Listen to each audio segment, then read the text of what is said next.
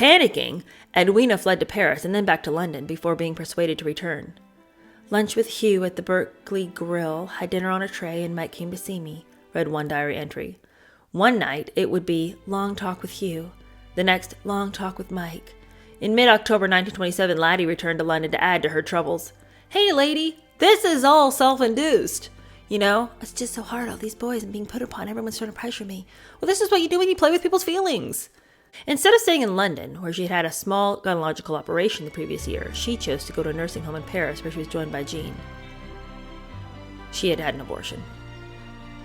So I'm not sure who was the daddy in this situation. Could it be Mike? Could it be Hugh? Could it be Laddie? Certainly not Dickie.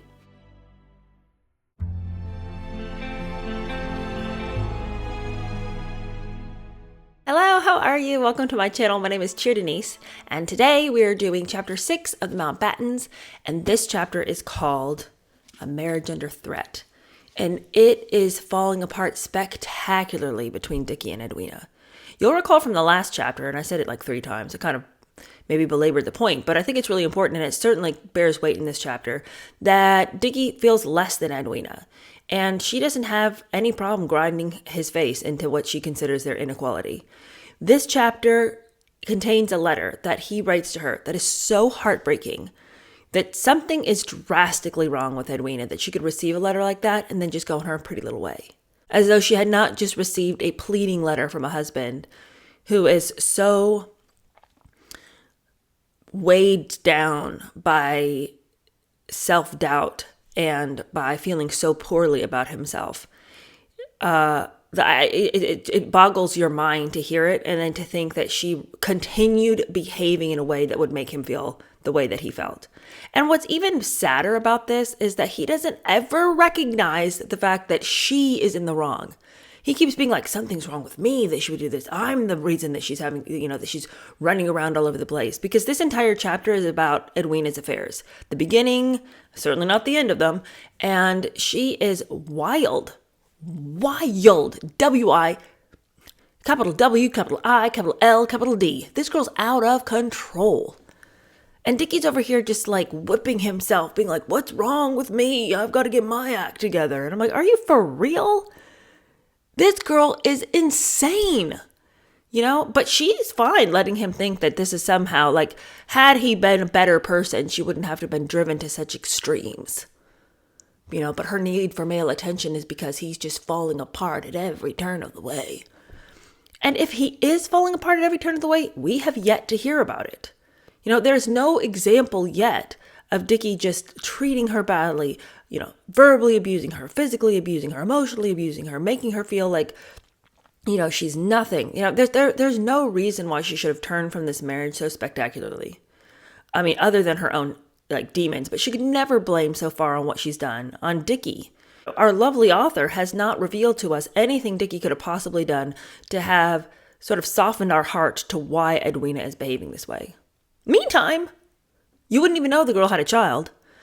She is just running around as though she has never birthed anything from her loins. And I know, everyone tells me as though it's the first time I've ever heard it, that the upper class didn't take care of their kids. The nannies did, the governesses did, and you slapped that kid in boarding school as soon as you could. I mean, I get that. I understand that that was the way, but there's no maternal warmth in this story within the confines of that elite culture where you have enough money and staff to take care of the kids and it's not like a daily responsibility for you. There's plenty of people who had kids, and that was kind of just the way you did, who really loved their kids. But there's no warmth here, and there's just a desire to cast that little creature away, we got bigger things to do. Somebody take this child, and I just wonder truly how the kid managed throughout life. Like, yeah, so in your young years, you're going to come to love the nanny as though the nanny was your mother. But like at a certain point you wake up and you're like, man, my mom never wanted me. She never was around. She seemed like I was the biggest drag on her. So eventually nanny's love is not going to be enough when you realize that your mom just could not pull it together for you. Also, by the end of this chapter, we're trying to mend the relationship by having more kids.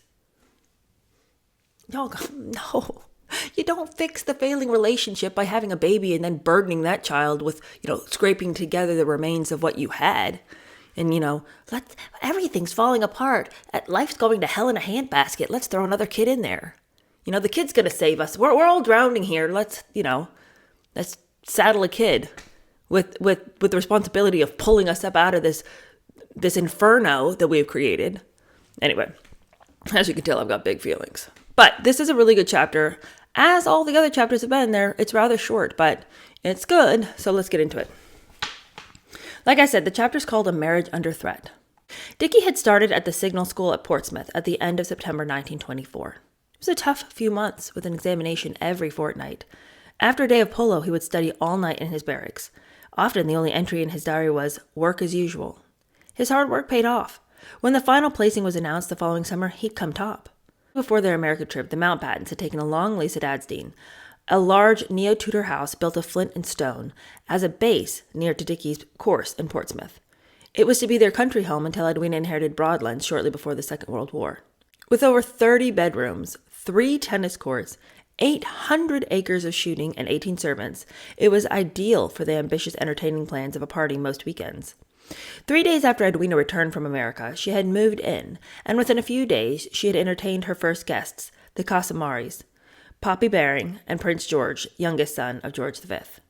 By the way, recall the Casamarings. Their names are going to come up a lot. He's the race car driver married to the Vogue model, and Edwina is besought with these people. She just is, her mind is boggled.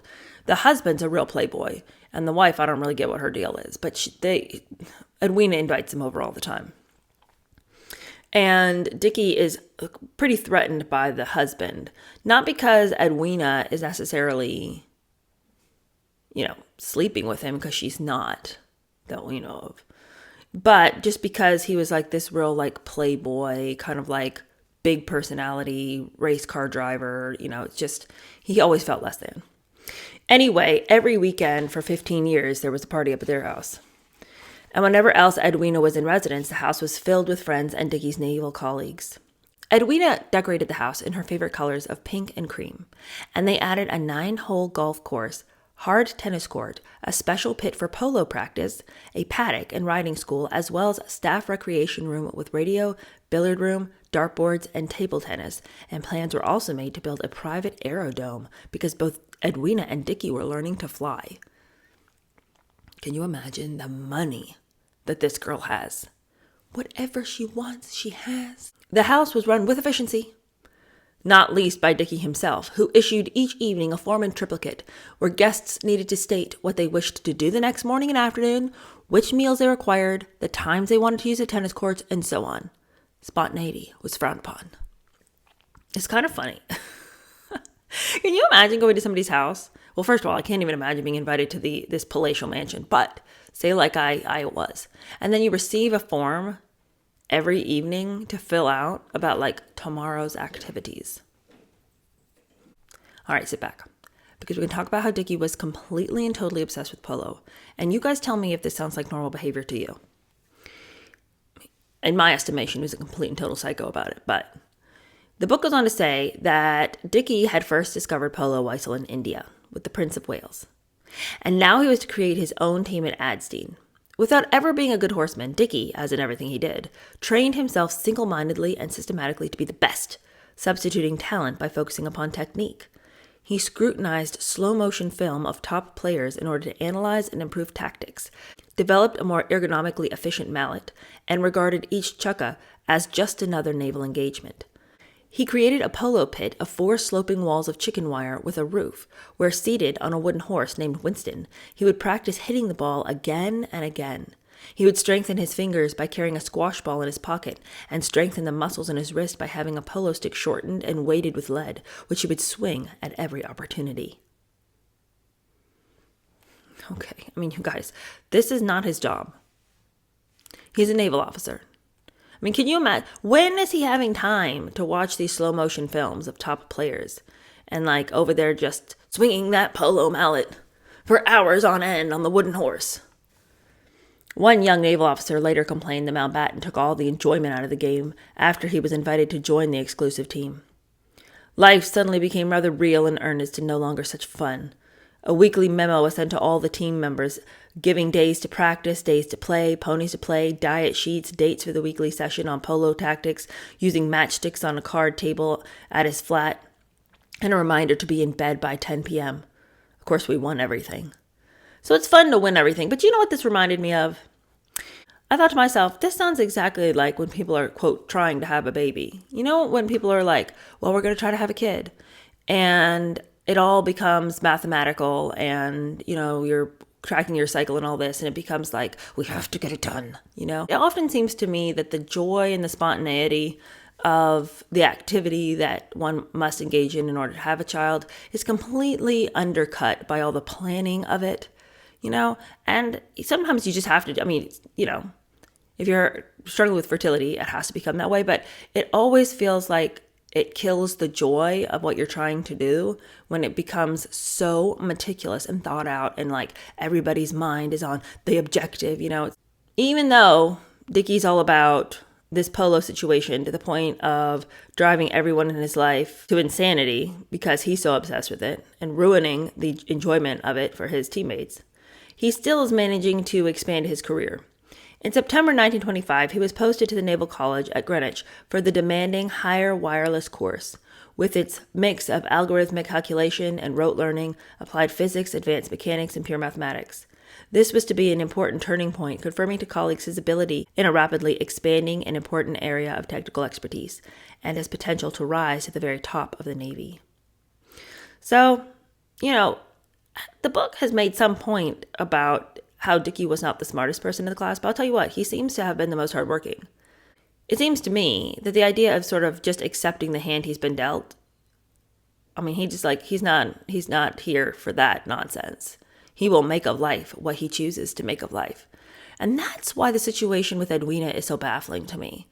Because no other area in his life was he willing to accept defeat. Where there's a will, there's a way. And Dickie's going to find it. And he will work like a maniac to get a thing done. And yet, when it comes to Edwina, he just lays over and takes it. And in that area, he accepts being told that he's less than. Probably because he started it. He's the one who told her that he was. And she continues to insist upon everything she does. I tell you what Edwina wanted. Because we're just about to go into this next section is all about how the affairs start. Edwina wanted to be told to stop. She wanted him to draw himself up to his full height and tell her, "You are my wife. Stop." I really feel like she kept pushing it because she wanted him to show enough care and concern about their relationship and about her that he would tell her to stop. Now, the unfortunate reality is she would have liked that for about 5 minutes, and then she would have been offended that he should try to curtail her free spirit.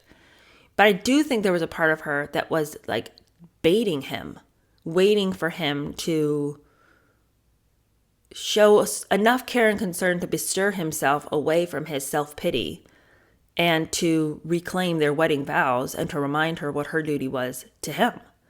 Anyway, let's keep going. Okay, Edwina, all I could say is over this entire passage, I wrote, what the hell? All right, Edwina called them her ginks.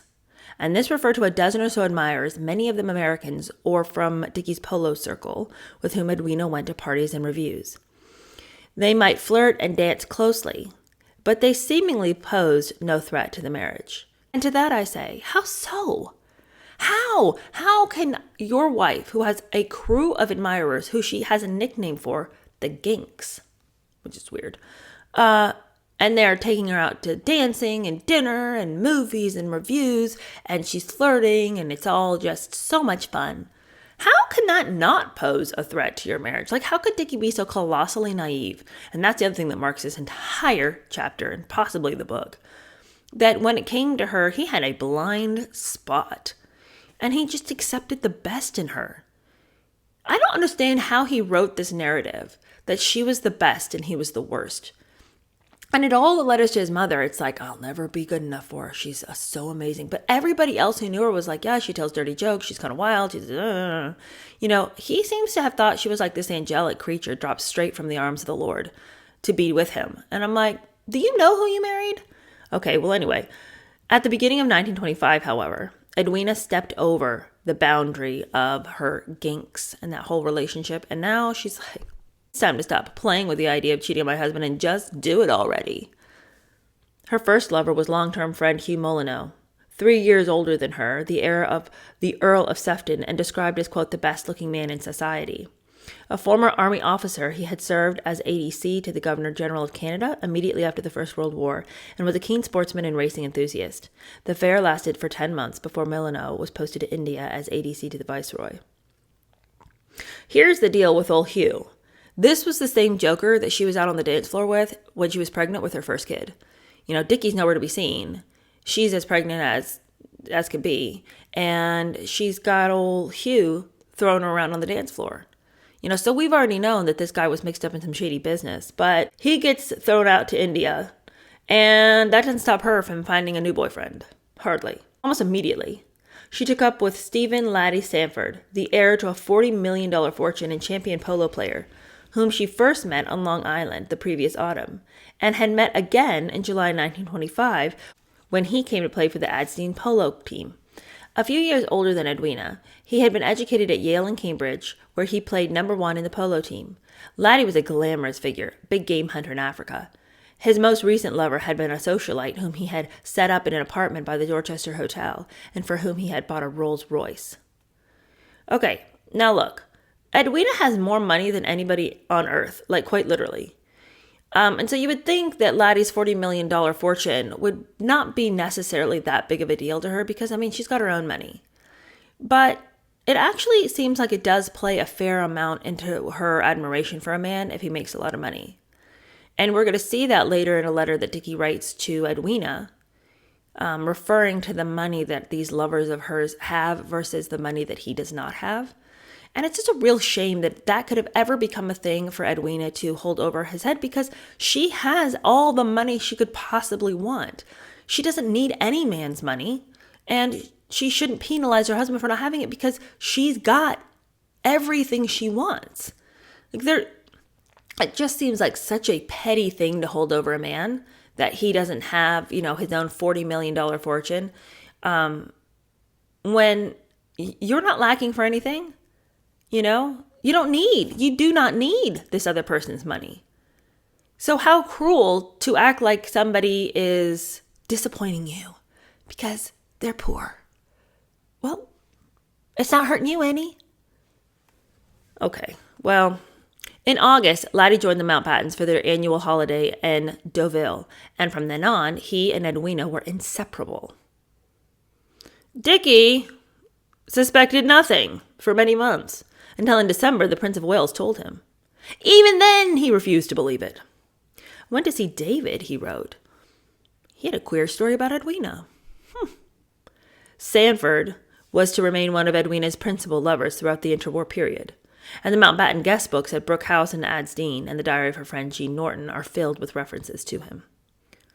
Poor, naive, foolish Dickie.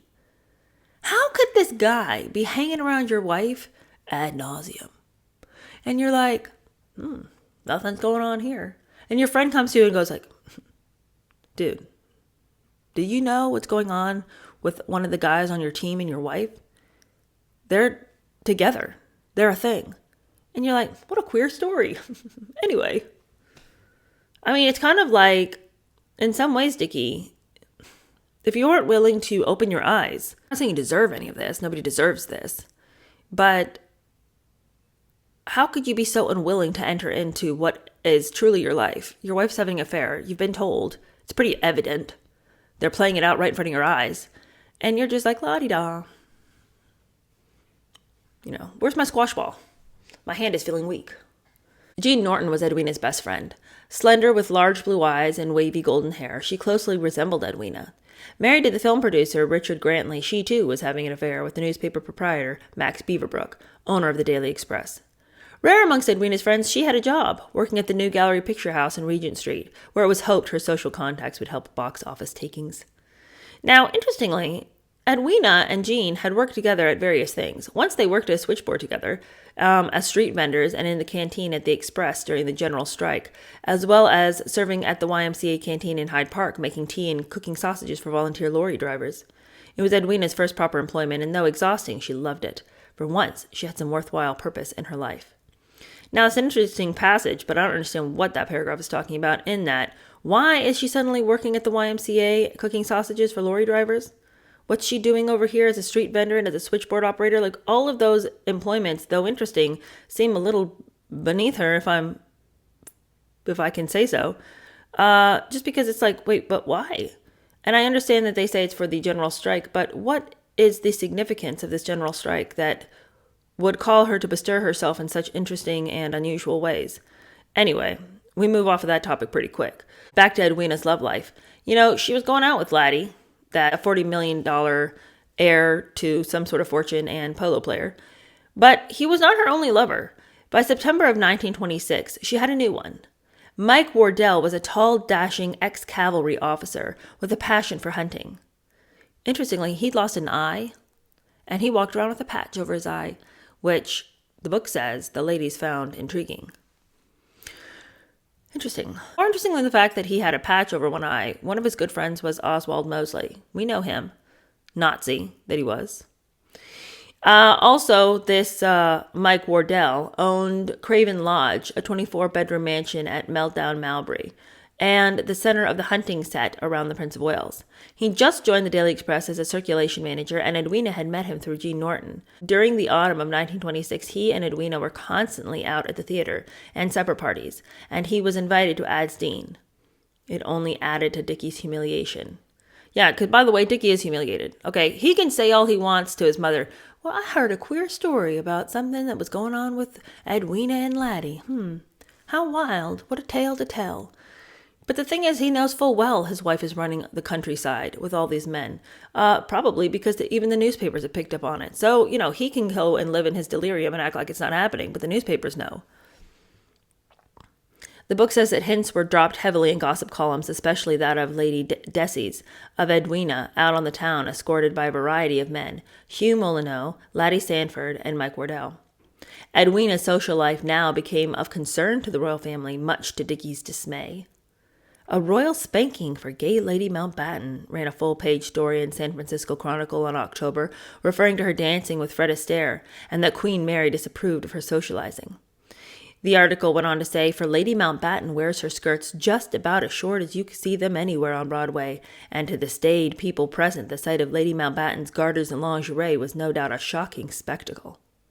Yeah, I should think so. You guys, even to this day, if you saw some, little celebrity socialite dancing the night away, her ass hanging out and all of her lingerie out for all of us to see as she, flits around. Even to this day, we'd be like, girl, put some clothes on. We can see your full name and address. But I think that for this time period, as fashion was changing so dramatically, the figure was, like even a woman's figure, what was becoming desired as attractive, like no longer was the hourglass figure a thing to be desired. Now we had this androgynous, flat-chested, straight, boyish look. Skirts were so short. Having your lingerie show was like a thing.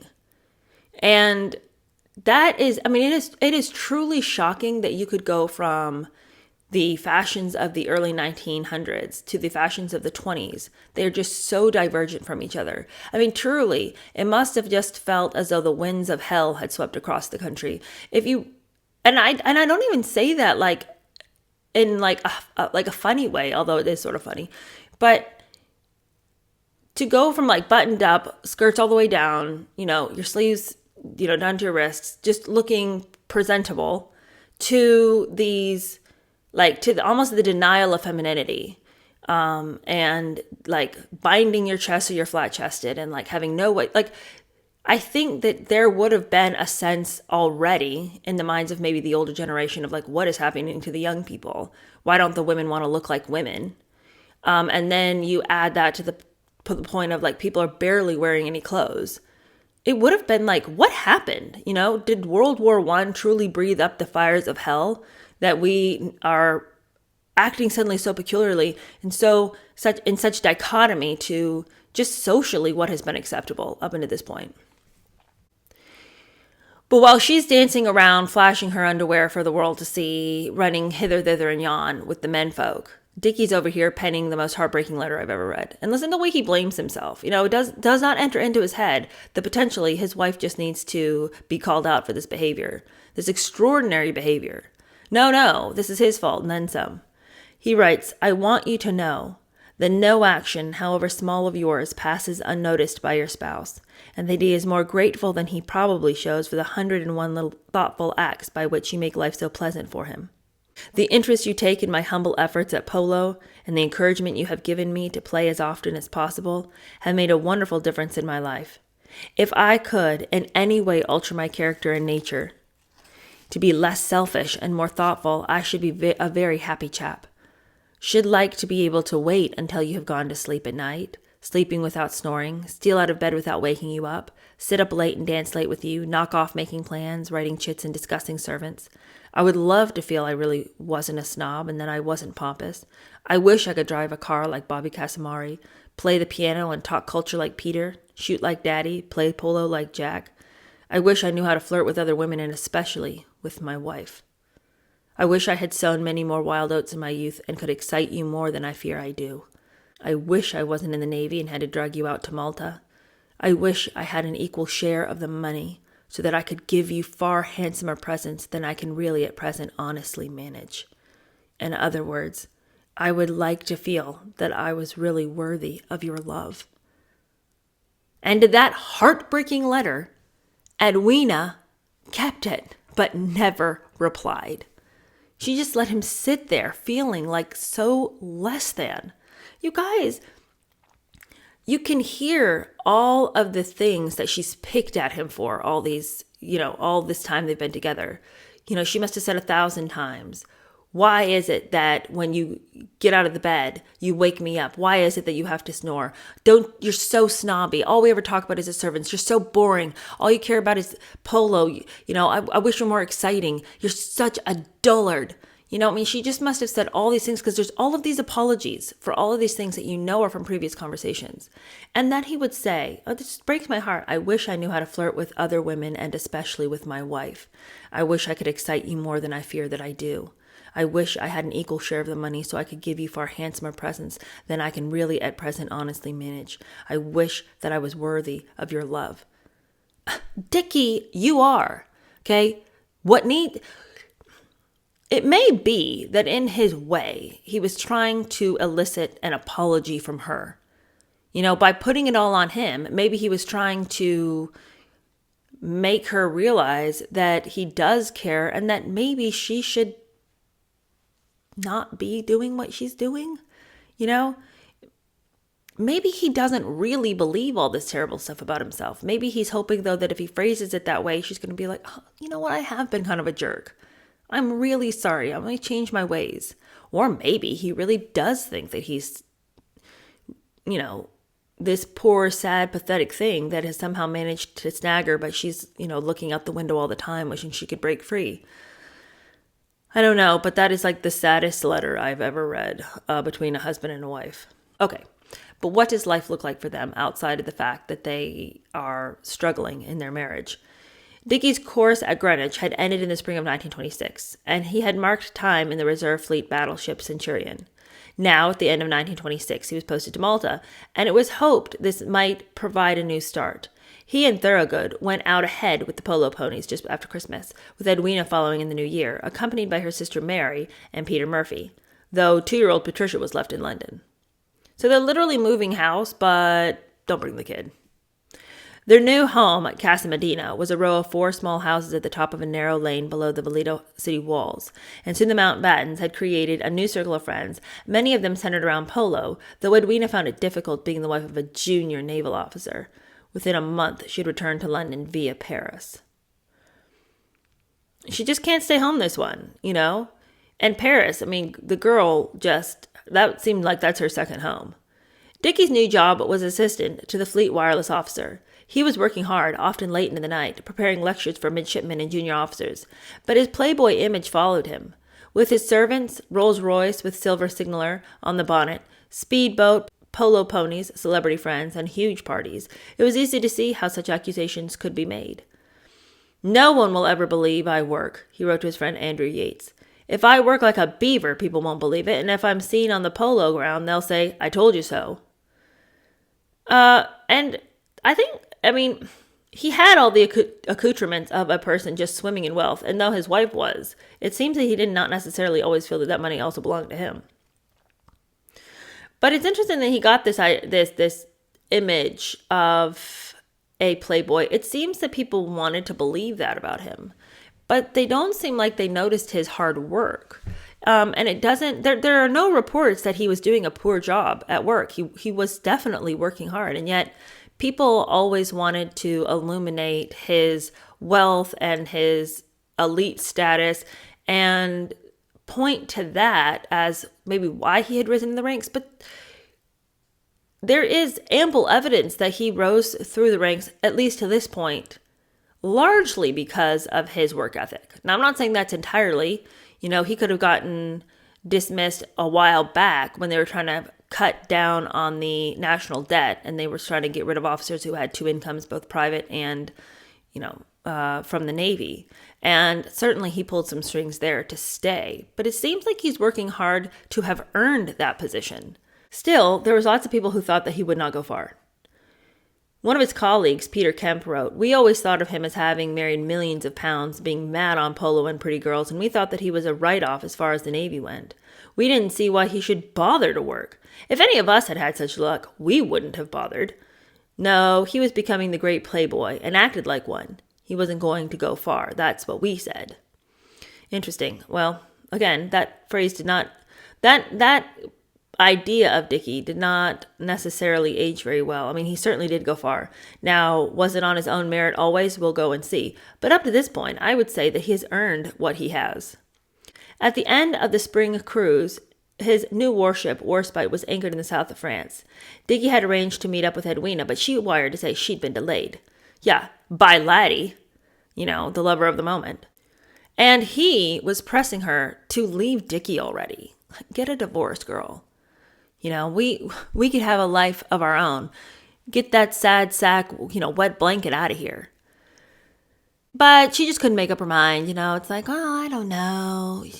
I'd hate to hurt the poor guy's feelings. So, of course, she doesn't leave Dickie. She finally drags herself to go meet him. And she returned to Malta, but 3 weeks later, she went back to London, ostensibly for her sister Mary's wedding. Now, a little note about Mary. Mary, Edwina's sister, had always had fragile mental health, and Edwina had always been very protective of her. In 1925, Mary announced that she'd fallen in love with Alec Cunningham Reed, her father's parliamentary private secretary. On paper, Cunningham Reed looked a catch.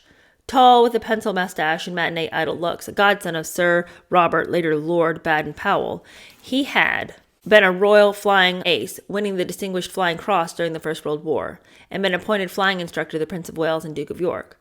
After the war, he became a Conservative MP. Given Mary was aged only 20, recently launched into society, and only able to come into her share of her grandfather's inheritance on marriage, there were the family concerns about fortune hunters that had bedeviled Dickie. It was decided that she should be made a ward of court, and the couple should agree not to see each other for the time being. Mary reacted by smashing up Dickie's bedroom and accusing one of his guests of being a brain specialist in disguise. Paranoid and violent, she had to be nursed for several months at Adstein and then sent to a sanatorium in Italy. Whoa. So Dickie's getting it from both sisters. One of them has betrayed him. The other one's breaking his things. I tell you what, he has fallen into the wrong family. Eventually, in October 1926, the family relented, and after a man-to-man discussion between the suitor and Dickie, conducted in Burlington Arcade, it was agreed permission would be granted if Alec could show he was worth £10,000. He did so immediately by borrowing it. In May of 1927, the two of them, described as England's wealthiest girl and handsomest man, married with Patricia as a bridesmaid, and a reception for 1,000 guests at Brooke House. Dickie was not amongst them. It was not only Mary's wedding that had brought Edwina to London. Laddie was back with the polo team, the Hurricanes. Each weekend at Adsdean, the lovers would argue about their future. Hugh Molyneux was also around, having returned from India after a broken love affair with a Maharani.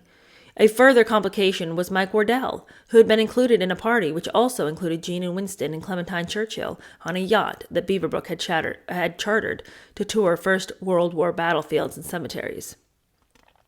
Panicking, Edwina fled to Paris and then back to London before being persuaded to return. Lunch with Hugh at the Berkeley Grill, had dinner on a tray, and Mike came to see me, read one diary entry. One night it would be long talk with Hugh, the next long talk with Mike. In mid-October 1927, Laddie returned to London to add to her troubles. Hey, lady, this is all self-induced. You know, it's just so hard, all these boys and being put upon. Everyone's trying to pressure me. Well, this is what you do when you play with people's feelings. She suffered headaches and dizzy spells and had trouble with her eyes and her teeth. X-ray suggested further investigations were required. Instead of staying in London, where she had had a small gynecological operation the previous year, she chose to go to a nursing home in Paris where she was joined by Jean. She had had an abortion. So I'm not sure who was the daddy in this situation. Could it be Mike? Could it be Hugh? Could it be Laddie? Certainly not Dickie. Early in 1928, a divorce action was threatened in the United States, in which Edwina was to be cited as co-respondent by Adelaide Chaquineau. I don't know if that's how we say her name. It's a French name that I'm not sure how to pronounce. Edwina had been conducting an affair with Adelaide's husband Julian, known as Jack, grandson of the founder of the American Locomotive Works in Paris.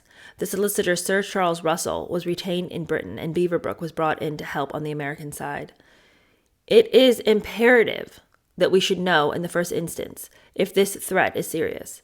If not, we don't propose to do anything, he cabled the American lawyer Paul Cravath. If threat is serious, it's a matter of utmost importance that suit should be stopped. Our immense social influence in support of plaintiff. Please throw all your personal interest into this case. It seems to have worked. The Chaquineaus, who had separated in January, divorced quietly in May of 1928.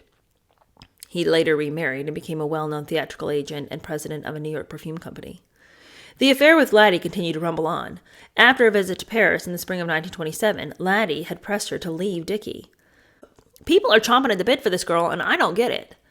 Can somebody explain to me why Edwina is like, why anybody would care this much? Is it it must be her money. It's got to be the fact that she came with this much money. Because would you want a girl that is already married, has like 2 or 3 boyfriends, and you're like one of like 5 different guys being like, pick me, pick me. Like, why would you even want this? You think it's going to get better? Like, she's going to choose you and then suddenly her running around is going to end? At the end of June 1927, he returned to America, their future together unresolved, but was back in mid-October, and they were at the Ritz in Madrid in April 1929, when she also briefly saw Dickie. In June of 1928, instead of spending the day with Dickie on his birthday, she pleaded toothache and drove to London with Laddie. The next week, Laddie was one of the guests at a dinner Edwina held at Brooke House for King Alfonso of Spain, which was followed by a showing of the Gaucho led by Douglas Fairbanks. 160 were invited to the reception and 68 for dinner. The evening was enlivened when guests in evening dress chased 2 burglars disturbed by night watchmen in an adjacent house. Wild times over at dinner with Edwina. I am genuinely startled that she could treat Dickie like this, with so much disdain. Just running all over the world, having abortions, arguing with all these different guys about like who she's going to choose, and then like coming home, having a party in his house, and it's just like one fun time after another. Sorry, Dickie, I would hang out with you, but my tooth is kind of hurting. Laddie, let's go. It's like, how could he stay for this? The crazy continues because not only is Laddie all up in her space when Dickie's not there, he's all up in her space when Dickie is there. In 1928, they all decided to go vacation together, and how do you think that goes? Not great. In August of 1928, Laddie and his sister were with the Mountbattens in the south of France, and Edwina and Laddie were photographed together in the Star. Edwina could see how she hurt Dickie and felt guilty, for once. And she says, and this is the most pathetic and limp apology I've ever heard, I feel like I've been a beast, she confessed to her husband. You were so wonderful about everything, and I do realize how hard it all was for you, although I know you think I don't. I feel terrible about all of it. I hope you believe me. Oh, you don't? Well, I really do feel bad. I mean, it's obvious you feel bad about it. So, like, I'm sorry. Sorry. Oopsies. New attempts were made to patch up the marriage and try for another child. Giant question mark on that. I am in Paris for a couple of nights so that Edwina could see her doctor, as it seems such a good opportunity, Dickie wrote to his mother in mid-August from the Ritz. And, it seems clear from what we're going to continue to read that Mama Mountbatten wasn't too sure about what her son had chosen. And it seems like he's constantly trying to, get his mother to realize, like, I know it kind of looks sketchy from where you're sitting, but actually, everything's fine. Actually, everything isn't. And you can just hear him constantly trying to reassure his mother. At the beginning of September 1928, Edwina left for New York, escorted by Peter Murphy. Ostensibly, she was staying with Grace Vanderbilt on Fifth Avenue and Newport. Certainly that's what Dickie thought. He writes to his mother and says, Edwina has written me the sweetest letter of our life, and honestly, Mama dear, I can't see what there is to worry about. Almost as soon as she arrived in New York, she went on with the Vanderbilts to Newport, which she would hardly have done if Laddie meant very much to her. Anyway, I couldn't be happier. What a willfully ignorant soul. Just because she's hanging out with Grace doesn't mean anything about Laddie. How do you know he's not over there with her, Well, she got off the boat and now she's hanging out with one of her girlfriends. So I think that was just like this weird little blip. It's okay. Everything's all right. No, it isn't, you weirdo. Wake up. Your wife's running around on you. Yeah, well, I bet he'd feel even worse if he knew what was really happening. It was not Laddie she was seeing, but Sophie Tucker, a Ukrainian-born American singer, comedian, actress, and radio personality, nicknamed the last of the Red Hot Mamas, known for her stentorian delivery of comical and risque songs. Tucker, who performed with the Ziegfeld Follies, had been a fellow passenger in August of 1924 on a previous trip to the States, and Edwina had recently heard her sing at the Kit Kat Club and Alhambra in London. The plan was that Tucker, who ran her own club, Sophie Tucker's Playground, would act as Edwina's escort around the clubs of Harlem, Tin Pan Alley, and Greenwich Village. There were even intimations in the press that they were sharing an interconnecting hotel suite. And what might these comments mean? Could it mean that she'd learned something from Nada, her sister-in-law with lesbian tendencies? Or is this just a poor friendship that she struck up because this person is going to ferret her around the underground filth of 1920s New York? I don't know. Peter Murphy was quick to correct the story, telling the New York Mirror, Lady Mountbatten did not come to the United States with Miss Tucker. She met her on a boat by chance. Miss Tucker has greatly exaggerated her friendly relationship with Lady Mountbatten. She's overdone it. There's nothing more to say. But that's not really something that the press believed. The press was like, we think otherwise, Peter. And they published a picture, and the caption of the photograph had this incredulous statement underneath. Just a chance meeting, says the caption. And it goes on to say, really, folks, this was only a chance meeting on board between Sophie Tucker and Lady Mountbatten. Enterprising photographer got them to pose together for this picture, but as for Lady Louis, going into a nightclub to be opened by Sophie, the very idea. So the paper doesn't believe it. She took me up in London society, explained Sophie to a local paper, and I was the pet of the mob. As she was to learn, the Mountbattens could be ruthless about people they felt might be using or embarrassing them. More about that later. Tucker had shown Edwina the night spots of New York, and, in particular, Harlem. Edwina, since her trip in India of 1921, had found herself drawn to people of color. This was not simply because she delighted in confounding prejudice, or because, with her Jewish blood, she was sympathetic to the outsider and the oppressed, though that was part of it, but because she found darker skins, whether dusky Indian or jet black African, attractive. She liked black art and music, especially Negro spirituals, soul, blue, and jazz, and she enjoyed the easy banter and lack of deference of black people. This American visit was to mark her increasing involvement with people across the color bar. After the 2 weeks in New York, Edwina joined Laddie on Long Island, where she discovered she might again be pregnant. Who dat baby daddy? We don't know. She saw a doctor who was guarded and told Laddie, and he now forced the matter to a head, asking her to choose between him and Dickie. She has found herself in a pickle. Now, we don't have time to read the next chapter, but just listen to the first paragraph of this next chapter. Overnight, Edwina made her decision, told her maid to pack and return to London. back not to Malta, but to a further series of tests to see if she'd had a miscarriage, had merely suffered some obstetric problem, or was indeed pregnant. The answer came quickly. Her second child was due in May. The next chapter is called Divergent Paths, so you can imagine things are not going to go very well in the next chapter. And having a second kid, I don't see how that would ever fix the problem, because they don't even see the kid they've got. So imagine for just a second that having kids was really going to be the balm on this, infected wound that is their marriage. Okay, how can it be when you never see the kids? How can it be the silver bullet here? Edwina, I don't like you. I don't like Edwina. I think she's wild. I think she's crazy. I think she's mean-spirited. And not even just to Dickie, too, but like to all these guys that she's just playing, and just like having this little relationship over here and this little relationship over here and this little relationship over here and having kids that she's not even like, I don't even know who the daddy is, but I go get an abortion before I get into trouble here. I mean, what a hot mess of a life. But you know what? I tell you. You know what her real problem is? Not that she never learned what responsibility is. I mean, certainly that is a problem. But she has never gained anything to be responsible for in her life. It's like she feels no responsibility to her marriage. She'd rather sow her wild oats. She has this kid, but she's not really expected to be responsible for that kid either. She's never had a job. And it's responsibility that makes us worthwhile people. If I owe nothing to anybody, I'm a lazy fat slob. I think about who I was before I got married and had kids, and I just say to myself right now, what the heck was I doing with my time?